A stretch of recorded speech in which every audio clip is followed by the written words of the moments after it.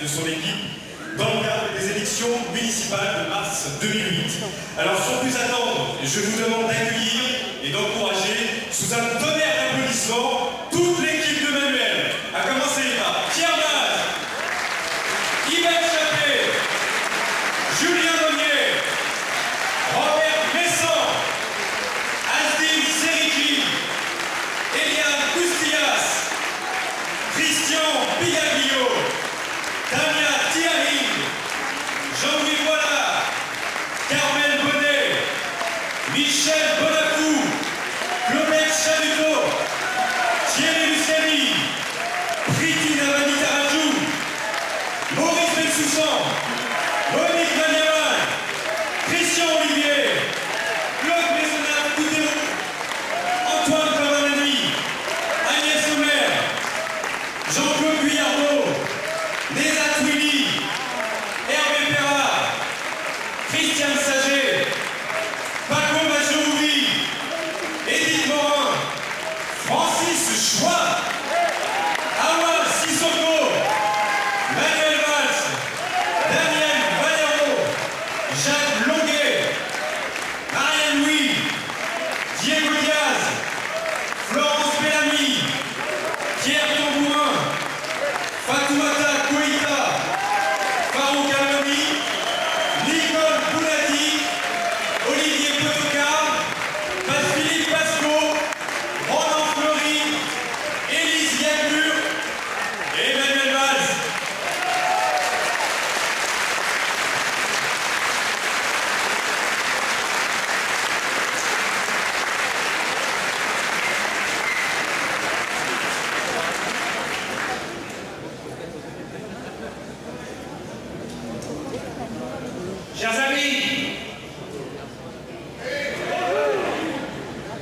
Chers amis, merci.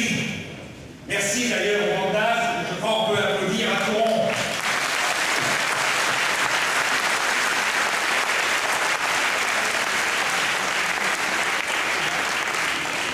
Merci chaleureusement de votre présence. Une présence passive, une présence joyeuse, une présence festive. Il est vrai que les mandats, ça peut aider. Ça permet aussi, Manuel, de saluer l'Espagne. Une présence qui lance la campagne de Manuel Valls et de son équipe.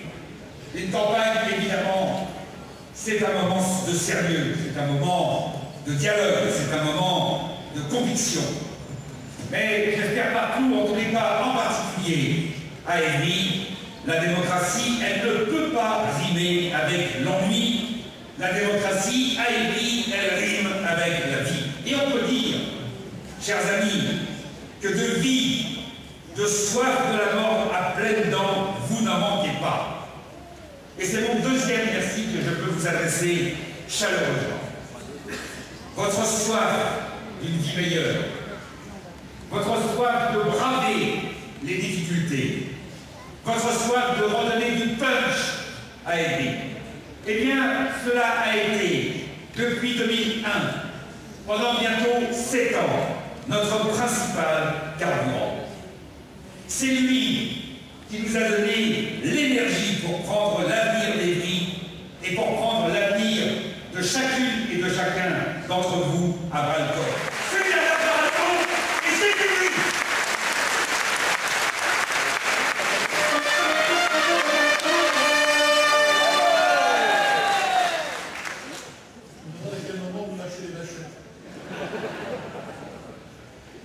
Il est bien certain que je n'interviens ici qu'à titre personnel et que je ne puis engager mon association dans un débat qui est certes municipal mais essentiellement politique. C'est donc à titre personnel que j'interviens. Deux titres. Celui d'ami. Je connais maintenant Manuel depuis le début.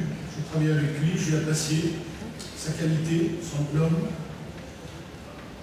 Une certaine modestie pour un homme politique de cette taille et un courage qui fait que lorsqu'on sort de Matignon, qu'on a été dans les rangs du Premier ministre, on accepte de prendre en charge de se présenter dans une ville en grande difficulté comme était Évry, ça dénote un certain courage. Apparemment, Manuel a des choses difficiles. Et c'est peut-être quelque chose qu'on a en commun. Moi, je ne les aime pas, mais je suis obligé de les faire. on fait des choses difficiles.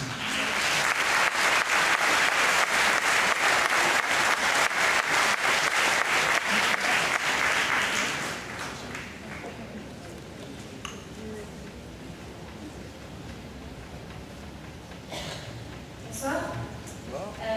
Moi, je vais vous parler un petit peu de mon parcours. Donc, je suis arrivée à Évry pour la première fois, j'avais 2 ans et demi.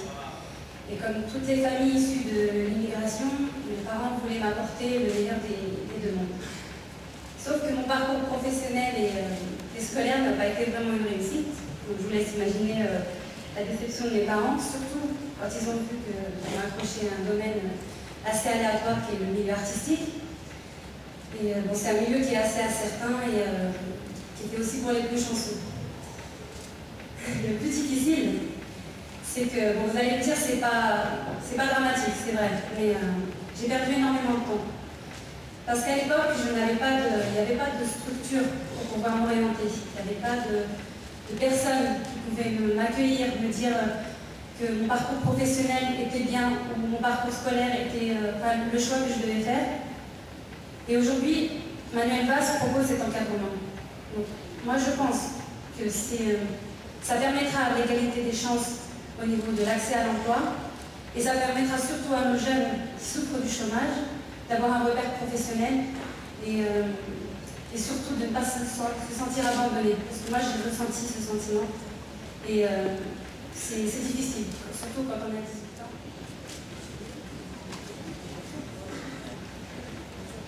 Si vous permettez, j'ai souhaité confier M. Jean Jaurès, au travers de petits extraits de la profession de foi qu'il exprimait à l'occasion des élections législatives de 1906. Citoyen, j'ai rempli en conscience mon mandat. J'ai servi fidèlement le socialisme et la République qui sont inséparables, car sans la République, le socialisme est impuissant et sans le socialisme, la République est vide. On est sur Terre tout de suite. Alors, ça fait 18 ans que je suis à Évry. J'ai habité 10 ans, au parc Petit-Dôme, où j'étais au conseil syndical pendant 10 ans. J'ai adoré cette résidence. Je suis maintenant au boulevard de Paris depuis 8 ans.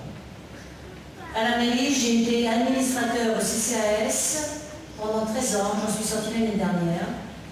J'étais administrateur représentant l'Union départementale des retraités CFDT. Je suis également, depuis 12 à 13 ans, à l'Union des retraités d'Évry, une association très florissante avec 500 et quelques adhérents. J'y suis la secrétaire générale. C'est très flamboyant comme titre, mais je ne vous inquiétez pour ça. Sous la présidence d'un président excessivement actif et très hard.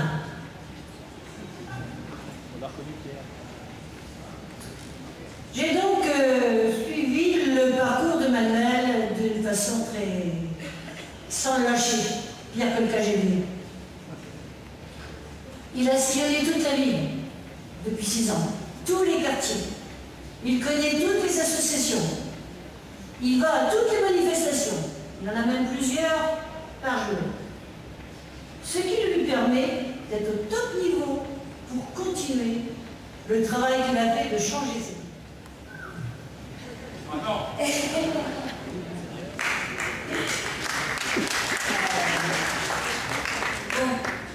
vous dis tout de suite. Je vais un peu vous raconter ma vie là au début, vu que je me présente un petit peu. Alors, je m'appelle Fatimata Saré, mon papa et mon maman ici. Je suis évrienne depuis que je suis née. Je suis née ici, donc logiquement je suis évrienne depuis toujours. Je que maintenant je suis étudiante à Paris, je suis en licence d'anglais à la Sorbonne, mais je n'ai pas abandonné ma vie pour autant. Tout ce que j'ai envie de dire, c'est que Évry, depuis que j'y suis, et ben, sincèrement, les maires, j'en ai connu aucun. Le seul que je connais vraiment, c'est Manuel Valls. Vu qu'il a changé tellement de choses ici, il a juste à mettre un pied dehors et on voit tout de suite les choses qui changent. Il y a des trucs qui se cassent par ici, des trucs qui se cassent par là, des trucs qui se reconstruisent. Enfin, tout change. Et même là où j'habite, il y a des rénovations qui sont en cours, je crois, qui vont commencer à se rénover. Donc il faut dire que voilà, ils n'hésitent pas sur les efforts. Et donc on voit que c'est une ville qui bouge, vu qu'il y a beaucoup de choses qui se passent. Et monsieur le maire, attention, il n'est pas invisible. On le voit tout le temps. Moi, je le vois tout le temps. À chaque fois qu'on prépare un truc au Bois Sauvage, moi je suis du Bois Sauvage, il est toujours là.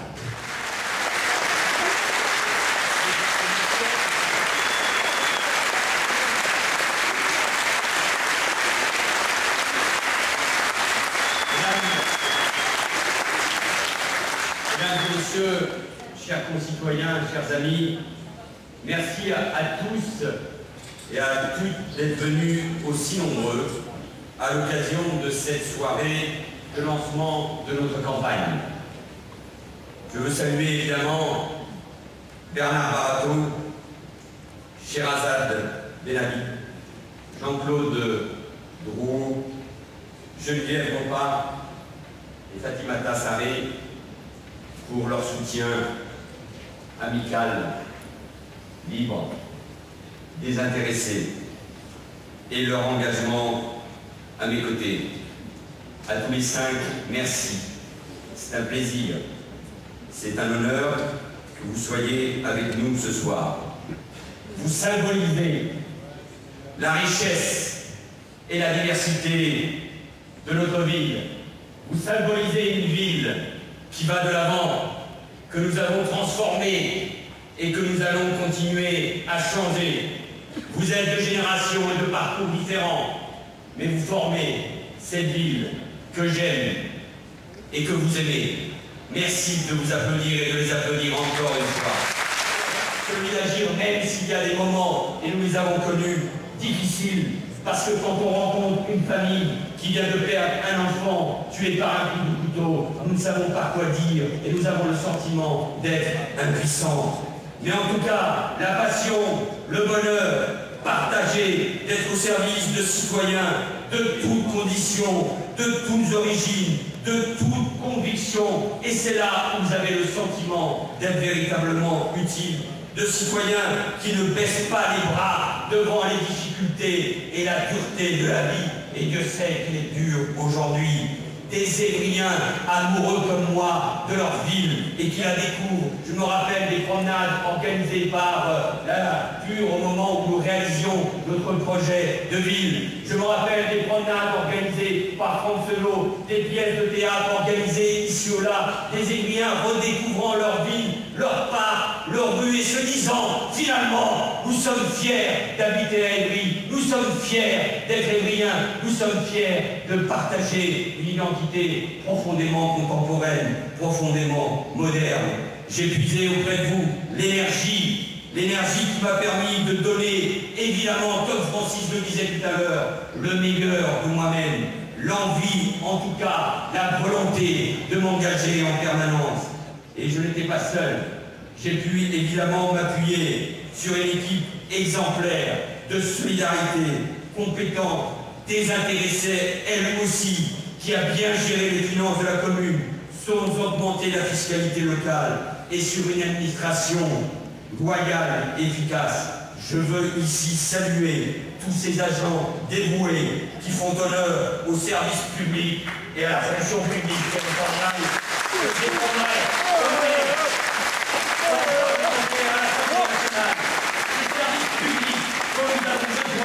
Parce que si la France est un grand pays, c'est une nation qui peut encore parler au monde, c'est parce qu'il y a des services publics qui depuis les années ont créé les éléments de la solidarité, de la justice sociale, celle de pas incorporée, qui reste toujours indispensable et qui est au cœur de l'identité de cette vieille nation. Alors oui, notre bilan est bon. Faudrait-il s'en cacher par pudeur? Certainement pas. Néanmoins, j'ai la certitude, et de toute façon c'est aux Évriens de le juger, j'ai la certitude qu'on ne convaincra pas les Évriens seulement sur un bilan, mais aussi sur un projet porteur d'espoir et de changement.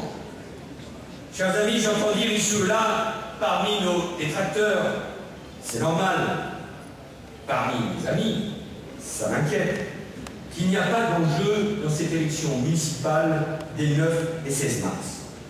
On me dit que nous avons toutes les chances d'être réélus, et d'être même réélus confortablement. Les plus fous parlent même du premier tour. On me dit, Manuel, tu as fait 70% aux législatives sur Évry, ne te casse pas la tête, fais pas campagne, il n'y aura pas de problème. Très bien, ce soir, on annule tout, on remballe tout, et après la fête, on attend tranquillement que les Évriens se rendent aux urnes. Rangez les affiches, mettons le projet au placard, la victoire nous est acquise, à quoi bon se fatiguer? Non, non, ça n'est pas possible. J'ai une autre exigence pour cette ville et une autre ambition pour les Évriens, car rien n'est jamais acquis et chaque rendez-vous démocratique doit être pris avec le plus grand sérieux. C'est d'autant plus vrai que 25 000 Évriens, 5 000 nouveaux électeurs, dont toi, si je comprends bien, de plus par rapport à 2001, sont invités à se prononcer et à participer au débat sur l'avenir de leur ville. Avec mon équipe, certes, nous n'avons pas attendu cette année pour être en campagne, on me le dit, je le suis depuis le début en permanence, mais avec le souci de dire oui ou non à chaque fois que cela est nécessaire. Mais j'affectionne particulièrement, à titre personnel, mais je suis convaincu que c'est le cas de tous les colistiers, ces périodes où le contact est beaucoup plus direct. Chaque nouvelle rencontre est au fond avec les électeurs un moment de vérité, et c'est ce que nous allons connaître dans les semaines qui viennent. Sa famille, tracer un avenir pour ses enfants, soutenir la jeunesse et cultiver le lien avec les aînés, les aînés. Nous ferons des brilles dans la continuité de nos actions, une ville de l'excellence éducative pour nos enfants, et je sais pouvoir compter sur le soutien et la loyauté de Daniel Galéron, que je vous demande d'applaudir, parce qu'elle a toujours été à côté. Nous proposons à l'éducation nationale de créer et qu'elle prenne enfin ses responsabilités, des pôles d'excellence dans le domaine des enseignements artistiques, des langues ou de GDC à l'image des classes sport-études. La jeunesse des villes mérite une plus grande attention de la part de l'éducation nationale. C'est dans cette ville que se construisent les élites de ce pays. Il faut que la communauté nationale fasse un effort colossal, une priorité. On parle du plan de Fabella Amara, je le disais en début de semaine, éducation, éducation, éducation, c'est la seule chose qui mérite un engagement et plus de force que ça. Et nous en construirons de nouvelles. Nous reconstruirons les locaux de la restauration scolaire des pyramides, de l'école de la Poucousse et du centre des loisirs Raymond Queneau, déjà engagé pour janvier 2010. Nous créerons un nouveau groupe scolaire de 12 classes dans le quartier de l'hôtel de ville. Nous rénoverons et étendrons le groupe scolaire Condorcet pour la rentrée 2010. Nous rénoverons les maternelles, La Fontaine et Mousseau et les écoles élémentaires Jacques Cartier et Le Lasseur. Nous reconstruirons enfin le groupe scolaire François Soto dans le cadre du projet urbain du quartier du Bois-Sauvage. Nous engageons aussi, Daniel, une concertation pour aménager la carte scolaire. Pas pour la supprimer, pour aménager la carte scolaire en fonction des nouvelles constructions et pour construire un nouvel équilibre social. Nous soutiendrons et accompagnerons les familles en multipliant les modes d'accueil des jeunes enfants, en construisant de nouvelles crèches. Une crèche comportant 10 places supplémentaires ouvrira en septembre 2009 au Clammy. Nous construirons dans le quartier de l'hôtel de ville un nouvel équipement en transférant la crèche d'Adora avec 20 places supplémentaires.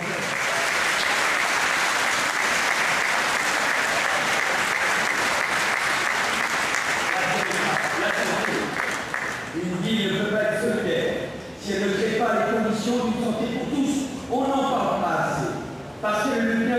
précieux, parce que les inégalités face à la maladie et la mort comptent parmi les injustices les plus intolérables. Nous nous appuyons sur notre centre de santé.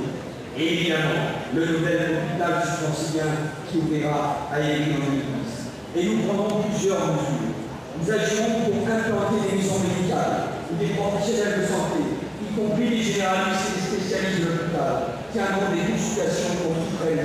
Pour vous présenter un projet pour cette belle ville et l'équipe municipale, c'est beaucoup, mais ça n'est pas sans doute assez. Et dans les jours, dans les semaines qui viennent, nous allons être présents sur tous les lieux publics de cette ville. Chaque quartier, dans chaque quartier, il y aura une réunion publique avec les élus, auprès des habitants, pour rentrer dans le détail de nos propositions. Nous irons devant les écoles, devant la mairie, devant les entreprises, devant l'université. Il y aura des porte-à-porte, il y aura des réunions d'appartements, parce qu'Évry mérite une campagne exemplaire où chacun des candidats, où chacun de nos militants battra le pavé, frappera aux portes, dialoguera à la sortie des marchés des entreprises. Vous avez maintes fois, chers amis, chers candidats, démontré votre dynamisme et votre combativité.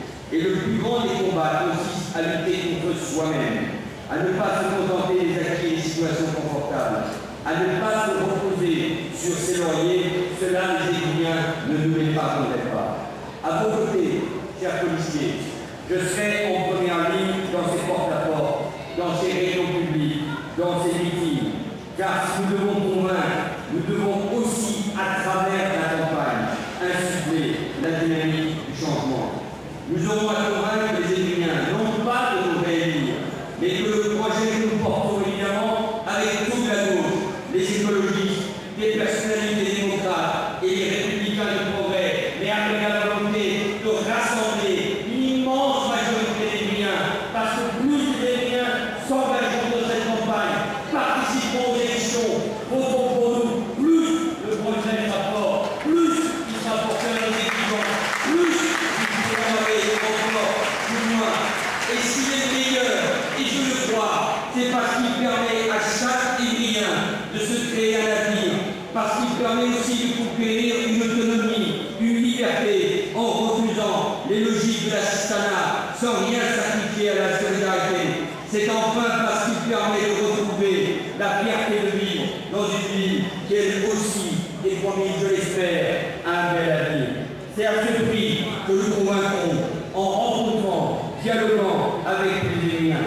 Le changement que nous leur proposons, j'entends le bâtir avec chacun d'entre vous. L'enjeu est grand, il mérite que l'on s'y consacre pleinement, totalement, car Évry est un petit bout de France qui porte en son sein les interrogations, mais aussi les réponses de la France d'aujourd'hui et de demain. Il faudra être digne. J'aime cette ville, j'aime les concitoyens de cette ville. C'est pourquoi c'est le mandat que je préfère, c'est le mandat pour lequel je m'engage.